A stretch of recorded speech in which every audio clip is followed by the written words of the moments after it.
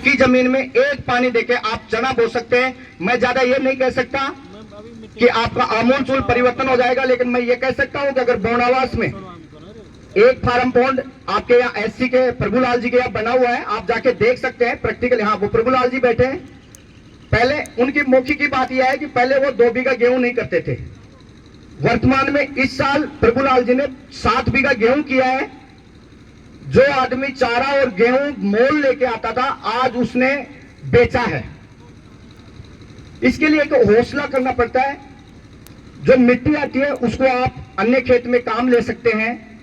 इसके अलावा किसान साथियों, जो फार्म पॉन्ड के अलावा योजना है पाइपलाइन की है। एक खेत में दूसरे खेत से पानी ले जाने के लिए जो नीचे पाइप डालते हैं, पीवीसी पाइप जिनको सफेद पाइप बोलते हैं, या प्लास्टिक वाले पाइप जिनको अपन सप्ता बोलते हैं या लेंगदी बोलते हैं, जो दबाने वाले पाइप होते हैं, उसके ऊपर भी। इसके अलावा 20-20 फुट वाले जिनको अपन अस्थि वाले पाइप बोलते हैं देसी भाषा में, फवारा वाले पाइप, उनके ऊपर भी सब्सिडी है। इसके अलावा जो फवारा सेट लगाते हैं अपन, उसके ऊपर भी सब्सिडी है।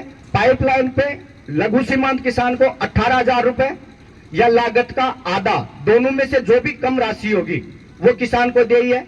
वर्तमान में कृषि विभाग द्वारा फवारा, पाइपलाइन, इनसे भी अलग हटके पानी जीवन में पानी एक सीमित मात्रा में, ये अपन देखते आए हैं। जब भी कभी सुनते थे, यहां भी कभी नदियां बहती थी, यहां भी फिर ट्यूबवेल चले, कुएं चले, फिर ट्यूबवेल चली, और आज ये स्थिति है कि हम सिर्फ ये सोचते हैं कि एक फसल में बाजरा बोएगी, साहब बारिश हो गई तो हो जाएगी। उसको ध्यान में रखते हुए जो अपन देसी भाषा में जिनको फव्वारी बोलते हैं, और हमारी भाषा में उसको मिनी स्प्रिंकलर बोलते हैं, और गांव की भाषा में बोले तो स्थायी फव्वारा, जिसको कभी चेंज नहीं करना पड़ता। फसल बोते वक्त लगाया जाता है और फसल की कटाई से पहले उसको उठा लिया जाता है, बार बार चेंज करने की।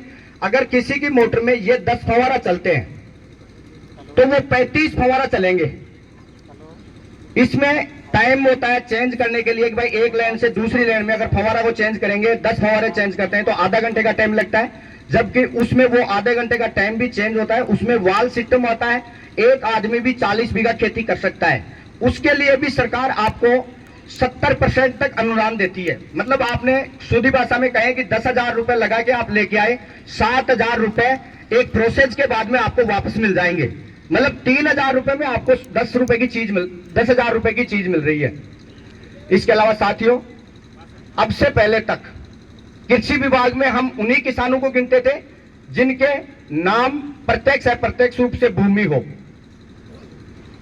अभी राज्य सरकार ने केंद्र सरकार की सहायता से भूमिहीन किसान, जिनके पास भूमि तो नहीं है लेकिन प्रत्यक्ष और अप्रत्यक्ष रूप से वो कृषि पे, उनका जीवन कृषि पे आधारित है, उनके लिए भी 5,000 रुपए तक के कृषि यंत्र जो उनके रोजमर्रा की जिंदगी में खेत से जुड़े हुए हों, वो भी कृषि विभाग अनुदान के रूप में उन किसानों को दे रहा है।